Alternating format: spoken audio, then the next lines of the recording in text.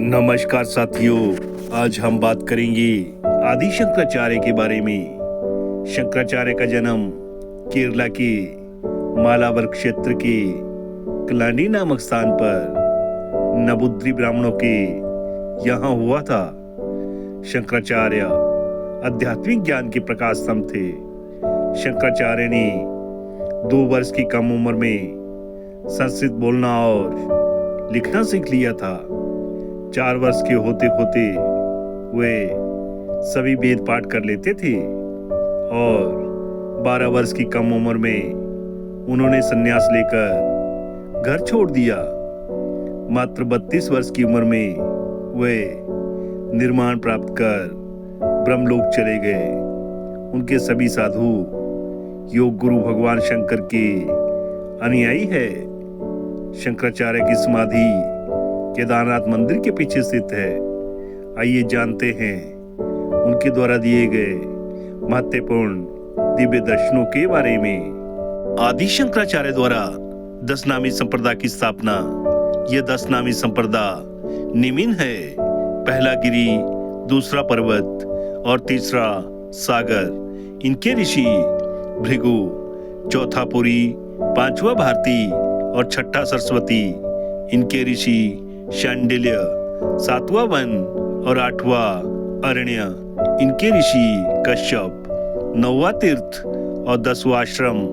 इनके ऋषि अगस्त्य। 10 नामी संप्रदाय के साधु प्राय भगवा वस्त्र पहनते हैं और एक भुज वाली लाठी रखते हैं।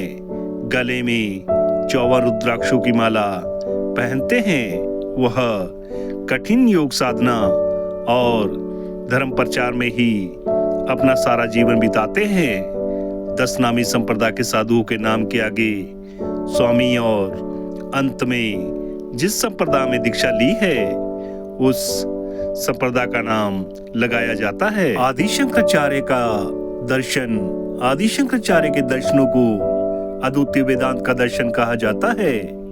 शंकराचार्य के गुरु 2 थे। गौड़पाद्याचार्य के वे परशिष्य और गोविंद पाद्याचार्य के शिष्य कहलाते थे। शंकराचार्य का स्थान विश्व के महान दार्शनिकों में सर्वोच्च माना जाता है। उन्होंने ही इस ब्रह्म वाक्य को प्रचलित किया था कि ब्रह्म ही सत्य है और जगत माया, आत्मा की गति मोक्ष है। कहा जाता है कि अद्वितीय वेदांत अर्थात उपनिषदों के ही प्रमुख सूत्रों के आधार पर पूर्व में स्वयं भगवान बुद्ध ने उपदेश दिए थे। उन्हीं का विस्तार आगे चलकर आध्यात्मिका एवं विज्ञानवाद में हुआ। इस उपनिषद अद्वितीय दर्शन को गौड़पाद्याचार्य ने अपने तरीके से व्यवस्थित रूप दिया, जिसका विस्तार शंकराचार्य ने किया। वेद और वेदों के अंतिम भाग अर्थात वेद या उपनिषद में वह सब कुछ है जिसे दुनिया के सभी तरह के धर्म, विज्ञान और दर्शन निकलते हैं। आदि शंकराचार्य के 4 प्रमुख शिष्य थे। पहले शिष्य पद्मपाद्य, दूसरे शिष्य हस्त्रामलिक और तीसरे शिष्य मंडन मिश्र। चौथे शिष्य टोटकाचार्य थे। माना जाता है कि शंकराचार्य के ये 4 शिष्य सभी 4 वर्णों में से लिए गए थे। शंकराचार्य ने भारत की अलग अलग 4 दिशाओं में 4 मठों की स्थापना की ताकि हिंदू धर्म का प्रचार प्रसार किया जा सके। वह 4 मठ यह है: उत्तर दिशा में बद्रिकाश्रम ज्योतिर्मठ, पश्चिम दिशा में द्वारिका में शारदा मठ, दक्षिण दिशा में श्रृंगेरी मठ और पूर्व दिशा में जगन्नाथपुरी गोवर्धन मठ। शंकराचार्य ने प्रत्येक मठ में अपने 4 शिष्यों को मठों का मठाधीश बनाया।